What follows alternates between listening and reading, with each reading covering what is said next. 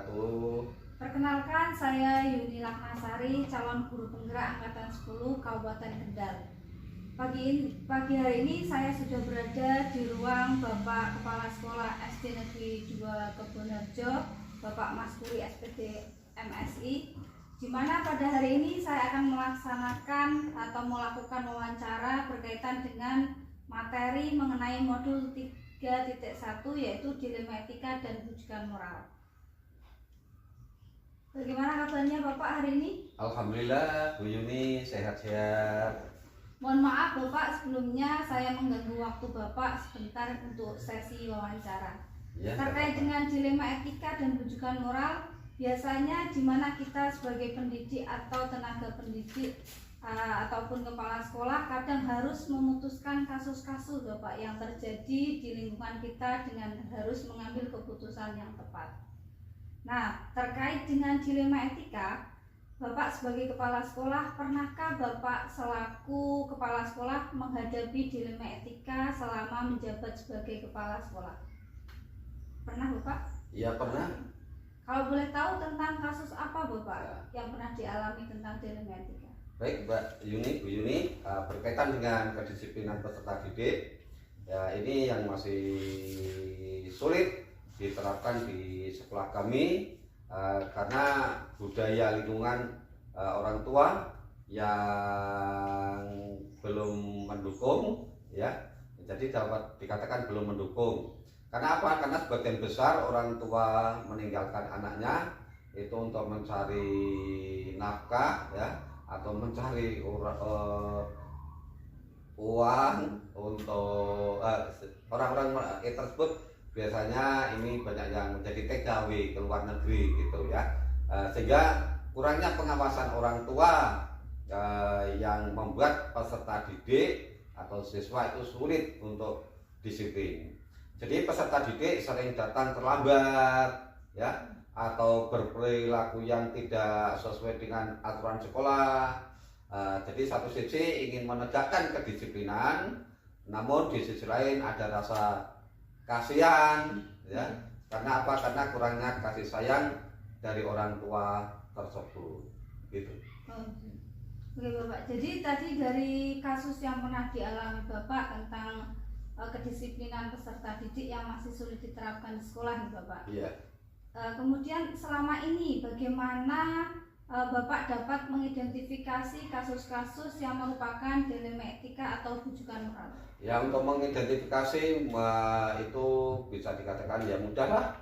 Jadi sesuatu itu dikatakan bujukan moral jika ada dua hal, ya, yang satu benar dan yang satu salah. Artinya menurut hukum. Nah, jika keduanya itu benar, maka hal itu dikatakan dilema etika. Oke, jadi selama ini bagaimana Bapak menjalankan pengambilan keputusan di sekolah Bapak, kemudian terutama untuk kasus-kasus di mana ada dua kepentingan yang sama-sama benar atau sama-sama mengandung nilai kebajikan? Jadi dengan cara mengidentifikasi dan mencari solusi dari kasus-kasus tersebut. Oke Bapak, jadi terus kemudian langkah-langkah atau prosedur seperti apa yang bisa Bapak lakukan selama ini?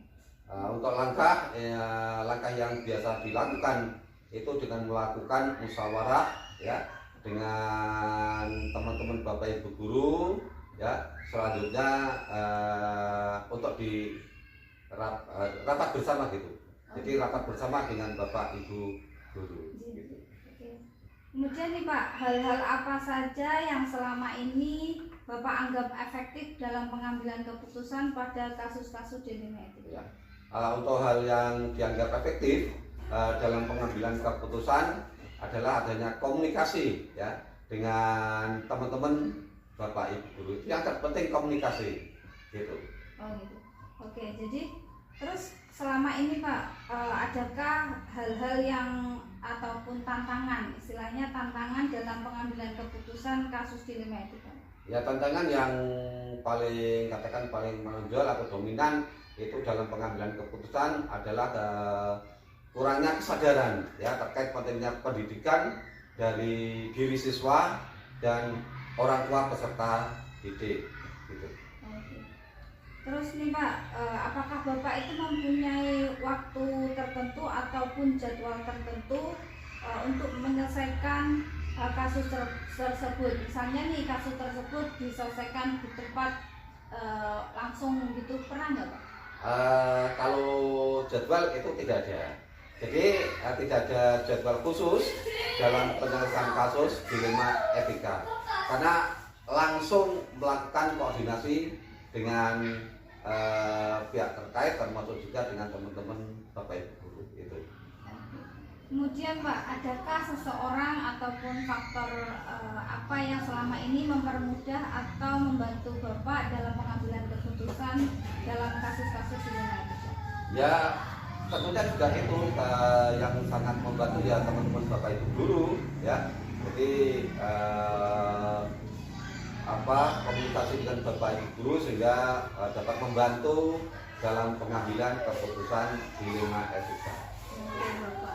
Jadi dari semua hal tadi yang telah disampaikan, adakah pembelajaran yang dapat Bapak petik dari pengalaman Bapak mengambil keputusan dilema etika? Ya, ada, yaitu pembelajaran yang dapat diambil adalah perlu memperhatikan budaya di lingkungan sekolah ya untuk mengambil keputusan gitu. Bapak, terima kasih sekali atas waktu yang sudah diluangkan. Semoga sedepannya saya bisa contoh dari apa yang sudah tadi Bapak sampaikan. Terima kasih. Terima kasih Bapak. Ya, Assalamualaikum. semoga sukses ya.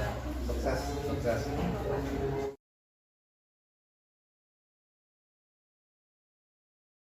Assalamualaikum warahmatullahi wabarakatuh. Waalaikumsalam.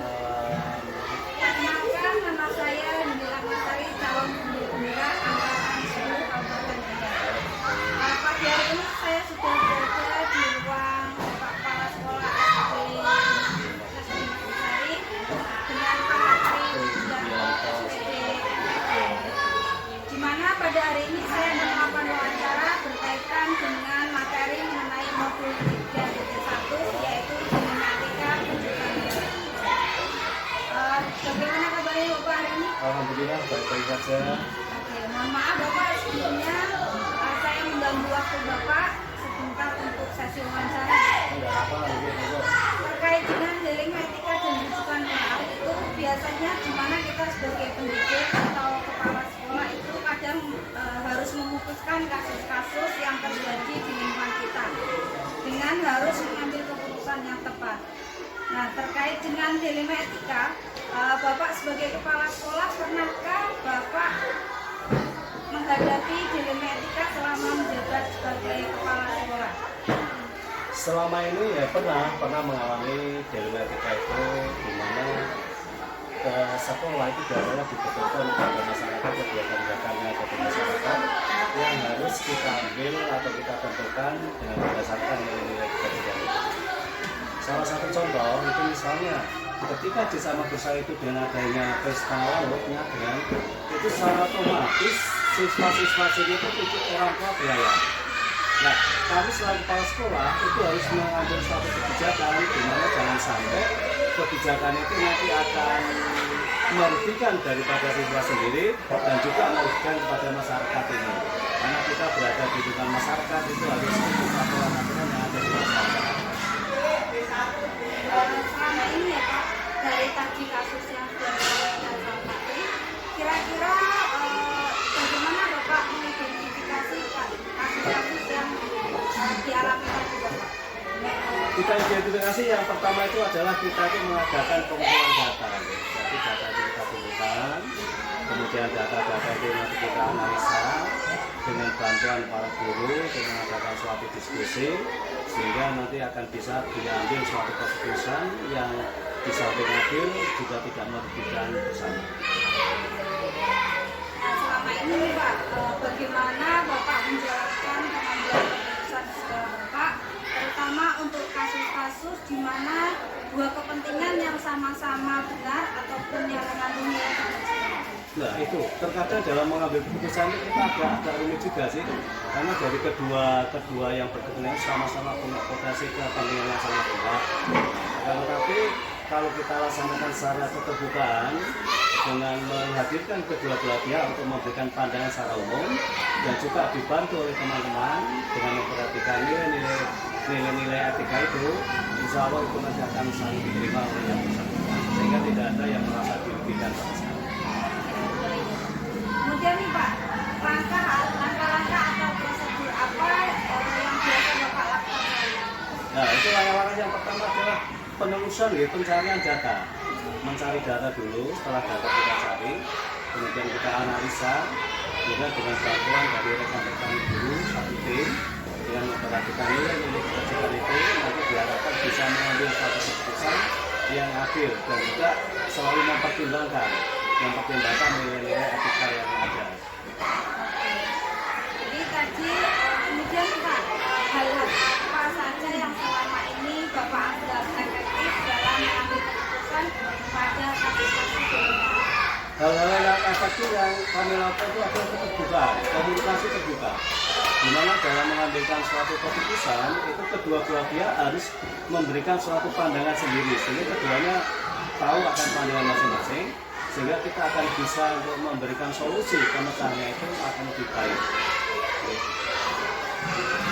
Kemudian Pak, hal apa saja yang selama ini yang menjadikan tantangan Bapak untuk mengambil keputusan pada kasus ini? Nah, dalam menghadapi kasus ini tantangannya adalah itu juga kedua belah pihak itu mempunyai sama-sama kuat kepentingannya dan juga ada yang namanya